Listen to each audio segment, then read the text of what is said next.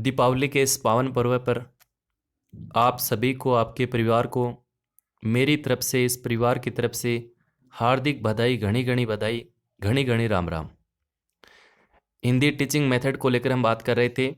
इसके पहले चैप्टर में हमने आप भाषा के बारे में बताया था, चैप्टर 2 में भाषा मनोविज्ञान के बारे में बताया था। आज इस टीचिंग मेथड के पार्ट नंबर 3 में हम बात करेंगे भाषा के रूप। हमारे एग्जाम की दृष्टि से मातृभाषा संबंधित प्रश्न आ सकता है, राष्ट्रभाषा से संबंधित प्रश्न पूछा जा सकता है, लेकिन हम जिक्र करना चाहेंगे बोली पर भी और प्रादेशिक भाषा पर भी। तो सबसे पहले हम भाषा के रूप की अगर बात करें तो व्यवहारिक रूप से भाषा के रूप होते हैं 4: मातृभाषा, बोली, प्रादेशिक भाषा और राष्ट्रभाषा। आइए एक एक को समझते हैं। बहुत ही आसान भाषा में लिखा है। मातृभाषा: एक बालक सबसे पहले माँ के द्वारा बोले जाने वाले शब्दों को सीखता है, उसे मातृभाषा कहते हैं, तथा माँ को बालक की प्रथम शिक्षक तथा परिवार को बालक की प्रथम पाठशाला कहते हैं। ये मातृभाषा के बारे में। उम्मीद करता हूँ आपको समझाने की आवश्यकता नहीं है, बिल्कुल इजी सा है। बोली क्या होती है?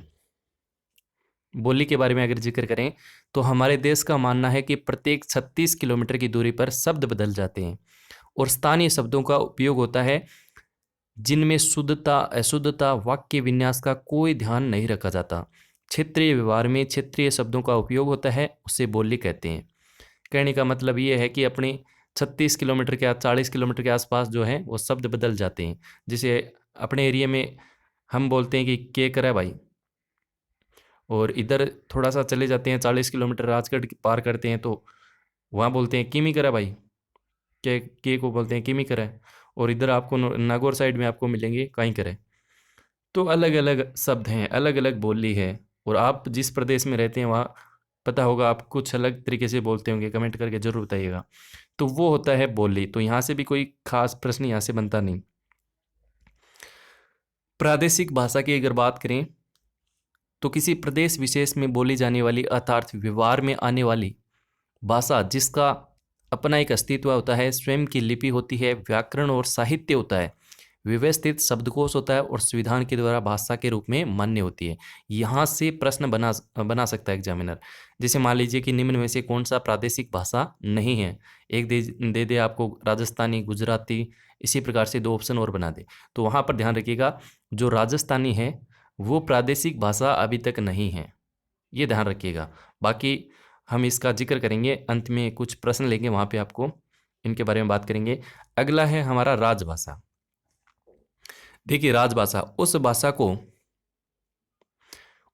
को किसी भी राज्य का राष्ट्र या राज्य राजभाषा कहा जाता है जिसमें वहाँ के सरकारी कामकाज होते हैं।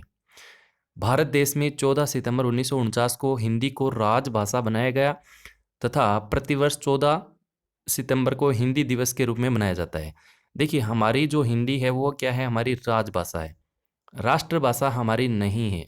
क्यों नहीं है, इसका कारण क्या है वो हम पढ़ते हैं, देखिएगा आगे राष्ट्रभाषा के रूप में जिक्र करेंगे। ये लाइन आपको ध्यान रखनी है कि भारत के आर्टिकल 343 में हिंदी भाषा को राजभाषा के रूप में उल्लेखित किया जाए। ये आज की क्लास की सबसे इंपॉर्टेंट बात है साथियों। आर्टिकल 343 में किसका उल्लेख है? हिंदी भाषा को राजभाषा के रूप में उल्लेखित है। दूसरी चीज, हिंदी हमारी क्या है? राजभाषा है, राष्ट्रभाषा नहीं है। राष्ट्रभाषा का दर्जा किसे प्राप्त होता है ये भी जान लीजिएगा। किसी भी राष्ट्र की राष्ट्रभाषा का गौरव उस भाषा को प्राप्त होता है जिसको बोलने वाले लोग कुल जनसंख्या का 2/3 यानी 66% बोलने वाले लोग तथा समझने वाले लोग कितने होने चाहिए? 3/4 यानी 75% जो 75% लोग हैं वो इसको समझने वाले होने चाहिए। तो ऐसी अपनी कोई लैंग्वेज है नहीं। हिंदी जो है, हिंदी में ऐसा अभी तक नहीं हुआ है, और बताया जाता है, यहाँ पे लिखा भी होगा, देख लीजिएगा, भारत देश में ऐसी कोई भाषा नहीं है। और यहाँ पे देखिएगा एनसीएफ 2005 के त्रिभाषा सूत्र में ऐसा अनुमान लगाया जा सकता है कि आने वाले कुछ वर्षों के बाद हिंदी को इसका दर्जा प्राप्त कर सकता है। फिलहाल जो है हिंदी हमारी राष्ट्रभाषा नहीं है, और हमारा जो एग्जाम होगा रेट का तब तक भी हमारी राष्ट्रभाषा हिंदी नहीं होगी, ये भी ध्यान रखिएगा। चलिए आगे बात करते हैं कुछ इंपॉर्टेंट क्वेश्चन, कैसे यहाँ से प्रश्न बन सकते हैं आज की क्लास से। पहला प्रश्न देखिएगा, मातृभाषा से अभिप्राय है। मातृभाषा से अभिप्राय है? वातावरण की भाषा, परिवारजनों की भाषा, माँ के द्वारा बोले जाने वाले शब्द, क्षेत्रीय भाषा। तो यहाँ पर आपको ध्यान रखना है, माँ जो होती है वो प्रथम शिक्षक होती है, परिवार जो होता है वो हमारी प्रथम पाठशाला होती है, और माँ के द्वारा बोले जाने वाले जो शब्द होते हैं वो क्या कहलाते हैं? मातृभाषा कहलाते हैं। सिंपल सा प्रश्न है, फिर भी आप ध्यान रखिएगा।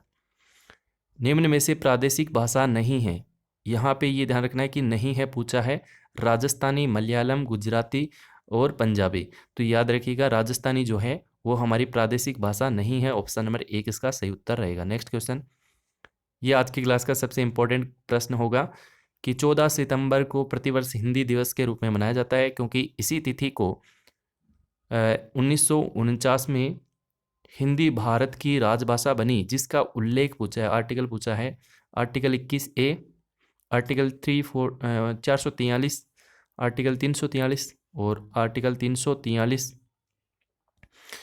अच्छा, दो ऑप्शन सेम हो गए क्या? तो इसको आर्टिकल 345 कर लीजिए। तो याद रखिएगा आर्टिकल 343 में जो है हिंदी को राजभाषा का उल्लेख दिया है। 14 सितंबर को हम हिंदी दिवस के रूप में मनाते हैं, तो ये भी डेट आपको याद रखनी है।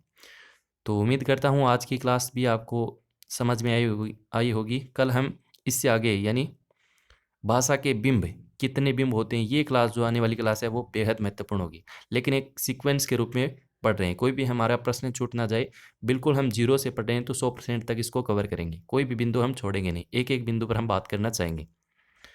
तो आप आज यहाँ तक नोट्स बनाइएगा, और दीपावली का ये जो 2 दिन का जो त्यौहार है उसको भी मनाइएगा, साथ साथ में पढ़ते भी रहिएगा, क्योंकि सबसे बड़ा मोटिवेशन क्या है?